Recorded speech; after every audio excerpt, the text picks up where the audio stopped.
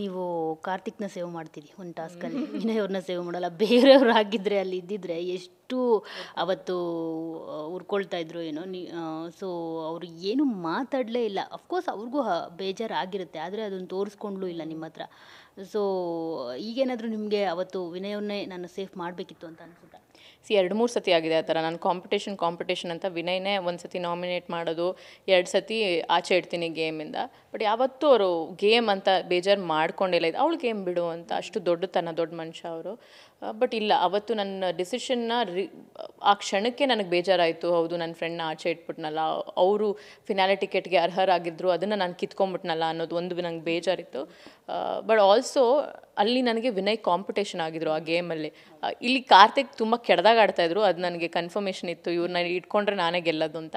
ಈ ಕಡೆ ವಿನಯ್ನ ನಂಬೋಕ್ಕಾಗಲ್ಲ, because he is very good at task. So ಅದಕ್ಕೋಸ್ಕರ ಅವ್ರನ್ನ ಹೊರಗಡೆ ಇಟ್ಟಿದೆ ಹೊರತು ಇಟ್ಸ್ ನಾಟ್ ಬಿಕಾಸ್ ಕಾರ್ತಿಕ್ಗೋಸ್ಕರ ಇವ್ರನ್ನ ಹೊರಗಡೆ ಇಟ್ಟೆ, ಅದೆಲ್ಲ ಏನೂ ಇಲ್ಲ.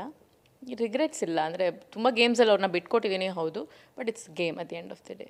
ಬಟ್ ವಿನಯ್ ಅವರು ನಿಮಗೆಲ್ಲೋ ಎಚ್ಚರಿಸ್ಬೋದಿತ್ತಾ ಕಾರ್ತಿಕ್ ವಿಚಾರವಾಗಿ ಮುಂಚೆನೇ? ನಾನು ಅದನ್ನು ಮಾತಾಡಿದೆ ಕೂಡ. ಅವ್ರು ಹೇಳಿದ್ರು 24 ಗಂಟೆ ನಿನ್ನ ಜೊತೆ ನಾನಿರೋದು, ನನಗೆ ಯಾವತ್ತೂ ಅದು ಅಗ್ಲಿ ಅನಿಸಿಲ್ಲ. ಆ್ಯಂಡ್ ಅದ್ರ ಬಗ್ಗೆ ನಾನು ಅವ್ರ ಹತ್ರ ಡಿಸ್ಕಸ್ ಕೂಡ ಮಾಡ್ತೀನಿ ಅಬೌಟ್ ಹ್ಯಾಂಡ್ ಹೋಲ್ಡಿಂಗ್, ಯಾವ ಇಂಟೆನ್ಷನ್ ಇಟ್ಕೊಂಡು ಹ್ಯಾಂಡ್ ಹೋಲ್ಡಿಂಗ್ ಅಂತ.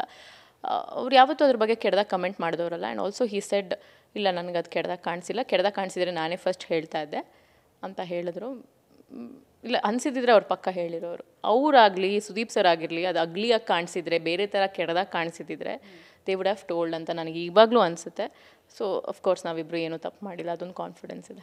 ಆಟಕ್ಕೋಸ್ಕರ ಕಾರ್ತಿಕ್ ಅವರು ಫ್ರೆಂಡ್ಶಿಪ್ನ ಬಳಕೆ ಮಾಡ್ಕೊಳ್ತಿದ್ದಾರಾ ಅಂತ? ಬೇರೆಯವ್ರದ್ದು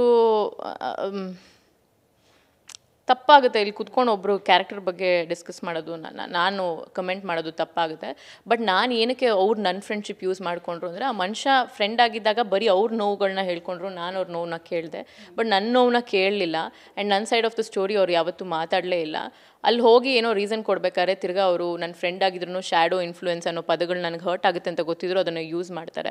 ಸೊ ಹಾಗಾಗಿ ಪ್ರಾಬಬ್ಲಿ ಇವರು ಲೋ ಆಗಿದ್ದಾಗ, ತನಿಷಾಯಿಂದ ಬೇರೆ ಆದಾಗ, ಸಂಗೀತದಿಂದ ಬೇರೆ ಆದಾಗ, ಒಂದು ಕಂಫರ್ಟ್ಗೆ ನನ್ನನ್ನು ಯೂಸ್ ಮಾಡಿಕೊಂಡ್ರು. ಒಂದು ಸಾಂತ್ವನ ತೋಡ್ಕೊಳ್ಳೋದು, ಕಷ್ಟ ತೋಡ್ಕೊಳ್ಳೋದಕ್ಕೆ, ನಾನು ಸಾಂತ್ವನ ಹೇಳೋದಕ್ಕೆ ನನ್ನ ಫ್ರೆಂಡ್ಶಿಪ್ನ ಯೂಸ್ ಮಾಡಿಕೊಂಡ್ರು ಅನ್ನೋದು ನನಗದೊಂದು ಬೇಜಾರಿದೆ ಅಷ್ಟೆ.